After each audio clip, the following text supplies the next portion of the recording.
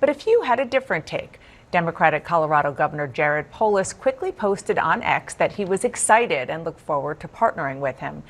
The condemnation from fellow Democrats was swift, and the governor quickly clarified that he didn't mean his praise to suggest he agrees with Kennedy on vaccines. And there he is, Jared Polis, joining me now. Thank you so much for being here, sir. So since that initial statement in RFK Jr., you said that you and your family are vaccinated, and you will hold any HHS secretary to the same high standard of protecting and improving public health.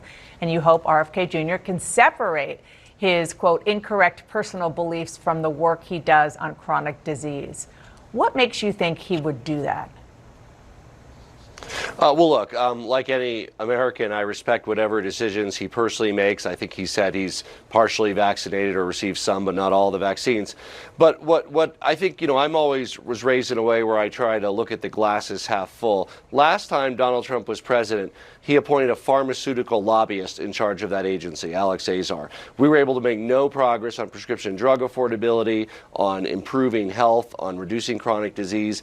These are things that RFK says he wants to do as HHS director, save people money on prescription drugs. Colorado has an application to import prescription drugs from Canada sitting at the desk of HHS. I'm hopeful he'll approve it. So I think it's important during the confirmation process to, of course, make sure that this is somebody who won't make his personal utterings and sayings into official policy, but will pursue policies on behalf of the American people. So I try to remain optimistic where I can. Well, I think your optimism is definitely to be applauded, but I want to go through, I know you know a lot of these things, but just for our audience, some of what Robert F. Kennedy Jr. has said and done. So public health experts across the board say one of his most dangerous positions is falsely claiming that vaccines cause autism. It's not true.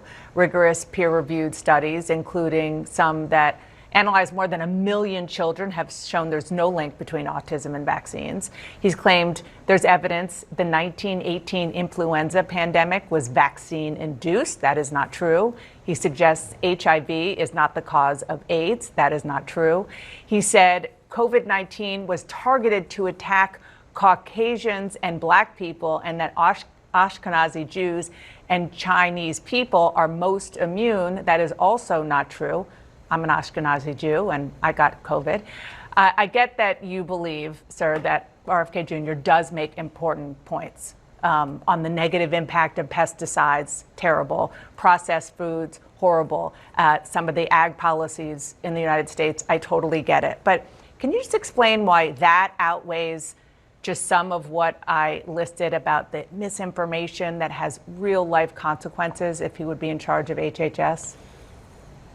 To be clear, those things are completely false about vaccines causing autism. Vaccines have saved millions of lives. You can look at how a lot of diseases that were the scourge of prior generations are all but eliminated or eliminated today. And look, I supported Kamala Harris. I wish that we were talking about her appointments and how wonderful they were, including for Health and Human Services. But should it be any surprise that when we have a president-elect who himself says false utterances as well, again, if that was disqualified, we wouldn't have this president-elect. So we have to find a way to, of course, rebut those things and say these are the facts, but also look for opportunities where we can. And if there's an opportunity to reduce harmful pesticide use with negative consequences on the ecosystem and our health, if there's a way to save people money on prescription drugs, if there's a way to improve nutrition, reducing consumption of processed foods and increasing health, I think we've got to find a way to work with anybody in the incoming administration.